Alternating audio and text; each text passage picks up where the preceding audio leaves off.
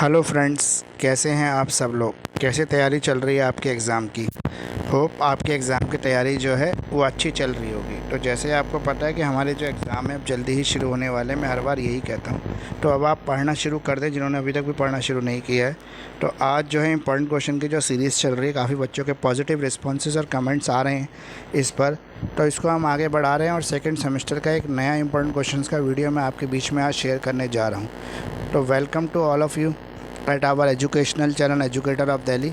जैसा आप सबको पता है कि मेरा नाम मुकेश किरार है और मैं BA LLB से जुड़े हुए इंपॉर्टेंट क्वेश्चंस आजकल आपको शेयर कर रहा हूं। तो उसी सीरीज़ में आज जो हम टॉपिक कवर करने जा रहे हैं वो पॉलिटिकल साइंस कवर करने जा रहे हैं। इसी के साथ हमारे जो इंपॉर्टेंट क्वेश्चंस के वीडियो हैं वो चारों सब्जेक्ट के कंप्लीट हो गए हैं। सिर्फ एक इंग्लिश का रह गया है, वो मैं जल्दी ही आपके बीच में शेयर करूँगा। वैसे इंग्लिश में इतनी ज़्यादा ज़रूरत नहीं होती क्योंकि इंग्लिश का कोई भी इंपॉर्टेंट चीज़ नहीं होती और सब कुछ आपको पढ़ना ही है। और ज़्यादातर जो ग्रामर सेक्शन है या जो राइटिंग सेक्शन है उसमें आपको खुद ही लिखना होता है। तो फिर भी मैं एक कोशिश करूँगा कि आपको एक एग्ज़ाम का आइडिया तो दे ही दूँ कि किस तरह का पेपर आपसे पूछा जाएगा सेकंड सेमेस्टर का BA LLB का। तो जैसा आप स्क्रीन पर देख पा रहे हैं, चौधरी चरण सिंह यूनिवर्सिटी मेरठ का जो हम सिलेबस कवर कर रहे हैं वो है political science 2 BA LLB second year BA LLB second semester first year का ये सब्जेक्ट है पॉलिटिकल साइंस 2। इसके आज इंपॉर्टेंट क्वेश्चन हम कवर कर रहे हैं। इसके बाद आपको पॉलिटिकल साइंस से जुड़े हुए सारे डाउट जो हैं वो क्लियर हो जाएंगे। एक चीज़ और मैं आपको बता दूं कि अगर आप इन क्वेश्चंस को इस तरह कर लेते हैं तो 70% मार्क्स जो है वो मेरी गारंटी है कि आपके एग्ज़ाम में आएंगे। और इसका मतलब ये है कि 70% जो पेपर है वो मेरे बताए हुए क्वेश्चन में से आएगा और अगर आप उसके परफेक्ट आंसर लिख के आएंगे तो 70% मार्क्स आपका आना गारंटेड है। तो आइए शुरू करते हैं वीडियो। जैसा आप देख पा रहे हैं स्क्रीन पर इंपॉर्टेंट क्वेश्चंस का वीडियो है ये।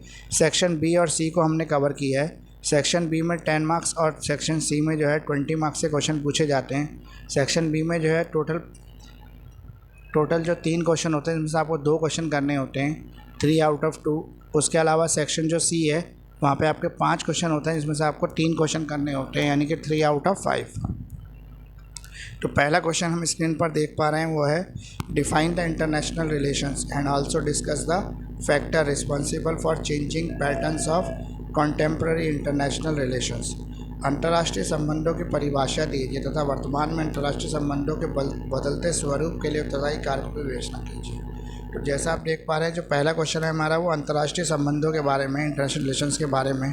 तो इंटरनेशनल रिलेशंस जो है वो क्या है, पहले तो आपको ये बताना है, उसका मीनिंग बताना है, इसकी परिभाषा कोई भी 2 पॉलिटिशियंस ने जो परिभाषा दी है वो आप बता दें। उसके बाद उसका मीनिंग, सबसे पहले मीनिंग लिखें, अर्थ लिखें, उसके बाद इसकी परिभाषा दे दें। उसके बाद आप उसके बारे में इंटरनेशनल रिलेशंस क्या होते हैं इसको समझाने की अपने शब्दों में कोशिश करें।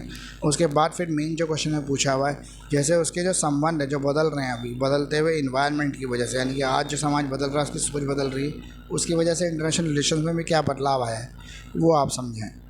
अब जो अगला क्वेश्चन है इसको भी मैंने क्वेश्चन नंबर 1 ही दिया है, वो इसलिए दिया है क्योंकि ये क्वेश्चन ऊपर वाले क्वेश्चन से कुछ मिलता जुलता है और इसका एक ही आंसर तैयार करना होगा, आपको अलग अलग आंसर तैयार नहीं करने होंगे। Explain the utility of the collective security in international relation. अंतर्राष्ट्रीय संबंधों में सामूहिक सुरक्षा की उपयोगिता बताइए। यानी कि अंतर्राष्ट्रीय संबंध जो है वो किस तरह से सामूहिक सुरक्षा की भावना को बढ़ाते हैं और किस तरह से इसका समर्थन करते हैं, आपको ये बताना है। क्वेश्चन नंबर 1, अगला भी क्वेश्चन नंबर 1 ही है, ये भी उससे जुड़ा हुआ ही क्वेश्चन है। What are the determining factors of the international relation. International relation के कौन कौन से ऐसे फैक्टर हैं, संबंध है जो निर्धारित करते हैं इसको, इसके तत्व बताने हैं आपको। अंतर्राष्ट्रीय संबंधों का निर्धारण करने वाले तत्वों का वर्णन करना है आपको। आप क्वेश्चन नंबर 1, अगला भी वही है, 1 ही है क्योंकि इसका आंसर भी कुछ कुछ से मिलता जुलता ही है, तो आपको एक ही आंसर तैयार कर लेना है इन सब का। State the factors that brought a change in the study of the international relation after the world war 2। द्वितीय विश्व युद्ध के पश्चात अंतर्राष्ट्रीय संबंधों के अध्ययन के परिवर्तनकारी तत्वों का वर्णन कीजिए। तो द्वितीय विश्व युद्ध यानी कि सेकेंड वर्ल्ड वॉर के बाद क्या चेंजेस आए थे अंतर्राष्ट्रीय संबंधों में, इंटरनेशनल रिलेशंस में, उन्होंने किस तरह से परिवर्तन को देखा या महसूस किया या उन्होंने उस परिवर्तन को शुरू किया, वो आपको बताना है। अगला क्वेश्चन भी 1 ही है। Scope of the international relation. International relations के स्कोप बताने यानी कि संबंधों का क्षेत्र बताना है, क्या क्षेत्र है। अगला भी क्वेश्चन नंबर 1 ही है। Discuss the role of the regional organisation in the international relations. अंतर्राष्ट्रीय संबंधों में क्षेत्रीय संगठनों की भूमिका की विवेचना करना है, यानी कि लोकल स्तर पर जो संगठन है वो किस तरह से इंटरनेशनल रिलेशंस को प्रभावित करते हैं, आपको ये। जैसे अभी हाल ही में एक मुद्दा उठा था, बीजेपी के एक लीडर ने कह दिया था कि जो मोहम्मद पैगंबर हैं, जो मुस्लिम धर्म के बारे में जिन्होंने प्रवचन दिया या जिन्होंने मुस्लिम धर्म को समझाया है, वो सब नकली है। तो उसकी वजह से पूरे वर्ल्ड में विवाद उठा और इंडिया का जो है अरब कंट्रियों से और जो मुस्लिम देश हैं उनसे संबंध बिगड़े। उन्होंने इवन स्टोर तक में सामान बैन कर दिया इंडिया का। तो ये सब क्या है, ये लोकल मुद्दों से क्या है, इंटरनेशनल रिलेशन जो है वो प्रभावित हो गए। वो इस वजह से प्रभावित हो गए कि मोहम्मद पैगंबर जो हैं उनका जो संदेश है मोहम्मद साहब का वो सब जगह फैला हुआ है और उसमें मुस्लिम कंट्रियां भी शामिल हैं और हिंदू कंट्रियां भी शामिल हैं। तो इसलिए उसके ख़िलाफ़ एक आवाज़ उठी कि भाई किस तरह से आप किसी के भी धर्म गुरु को या उसके ख़िलाफ़ कैसे आप बोल सकते हो या कह सकते हो। तो इसमें एक और फ़ायदा, जैसे मैंने सबको क्वेश्चन नंबर 1 लिखा है, तो आपको अब ये जो क्वेश्चन नंबर 1 का जो 6 पेज का आंसर लिखना होगा वो और इजी हो गया। अगर इन सब क्वेश्चंस को आप टॉपिक वाइज भी कवर करेंगे, 6 क्वेश्चन हैं, इनको टॉपिक वाइज भी कवर करेंगे तो इजीली 6 पेज आपके भर सकते हैं। तो ये सब कवर कर ले, इनमें जो भी पूछेगा इंटरनेशनल रिलेशन के बारे में वो ईजिली आप लिख पाओगे। अगला क्वेश्चन नंबर 2 है, define the foreign policy and discuss it's the determinants briefly.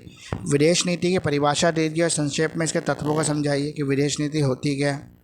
अगला भी क्वेश्चन नंबर 2 ही है, how the religious and the geographical factor have the influence India's foreign policy. Discuss the reference to the India's neighbour. आपको ये बताना है कि पड़ोसी देशों के संबंध में जो इंडिया के अंदर जोग्राफिकल फैक्टर हैं और जो इंडिया के अंदर रिलीजियस फैक्टर हैं वो किस तरह से प्रभावित कर रहे हैं इंडिया की विदेश नीति को। तो धार्मिक और भौगोलिक तत्वों ने भारत की विदेश नीति को किस प्रकार प्रभावित किया है, पड़ोसी देशों के संदर्भ में आपको इसकी व्याख्या करनी है। आप determinant of the foreign policy, विदेश नीति के निर्धारक तत्व बताइए। निर्धारक कौन से तत्व हैं जो उसको निर्धारित करते हैं, जिस पर बेस करके विदेश नीति बनाई जाती है। डिस्कस, अगला क्वेश्चन नंबर 3 है, discuss the establishment structure and the function of the south Asian association of regional corporation, यानी कि जिसे सार्क कहते हैं। तो सार्क कब बनी और इसको क्यों बनाया गया, आपको ये बताना है। दक्षिण एशियाई क्षेत्रीय सहयोग संगठन की स्थापना, संरचना तथा कार्यों का वर्णन कीजिए। Examine the role of the SAARC in the continent of South Asian countries. South Asian countries के अंदर सार्क का क्या रोल है, सार्क का एक बहुत ही महत्वपूर्ण रोल है, वो आपको बताना है। दक्षिण एशियाई देशों के संदर्भ में सार्क की भूमिका परीक्षण कीजिए। Terrorism is the greatest problem of the today's world, give your views about this statement. आतंकवाद जो है वो आज के विश्व की सबसे बड़ी समस्या है, इस कथन के संदर्भ में आपको विचार देना है, इनके समर्थन में आपको बोलना है। The roots of the terrorism are the spreading everywhere, every part and corner of the world. If the right of the raw above statement discuss the impact of the terrorism on the international relation. आतंकवाद की जो जड़ें हैं विश्व के प्रत्येक कोने कोने में फैली हुई हैं। उपरोक्त कथन से अंतर्राष्ट्रीय संबंध पर आतंकवाद के प्रभाव की विवेचना कीजिए, किस तरह से आतंकवाद पर वो प्रभावित कर रहा है। Define the global terrorism and explain its impact on the international relation. वैश्विक आतंकवाद जो है उसको परिभाषित करना है, वो क्या है और किस तरह से फैलता है और अंतर्राष्ट्रीय संबंधों पर इसका क्या प्रभाव पड़ता है, ये भी बताना है आपको। अब क्वेश्चन नंबर 5 है, discuss the role of the United Nation Organisation in the present international political scenario. वर्तमान अंतर्राष्ट्रीय राजनीति के संदर्भ में संयुक्त राष्ट्र की भूमिका का वर्णन कीजिए। किस तरह से संयुक्त राष्ट्र जो है वो आज जो है अंतर्राष्ट्रीय राजनीति को संभाल रहा है। Discuss the role of the UNO in the promotion of the human right. मानव अधिकारों को बढ़ावा देने में संयुक्त राष्ट्र संघ के योगदान की विवेचना कीजिए। किस तरह से संयुक्त राष्ट्र संघ जो है वो मानव अधिकारों को बढ़ावा दे रहा है, आपको ये बताना है।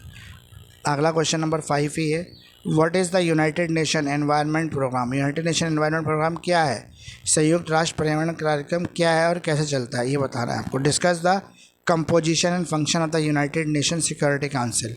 संयुक्त राष्ट्र संघ की सुरक्षा परिषद की संरचना एवं कार्यों की व्याख्या कीजिए।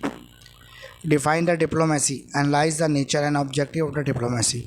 कूटनीति को परिभाषित कीजिए तथा इसकी प्रकृति एवं उद्देश्यों की विवेचना कीजिए।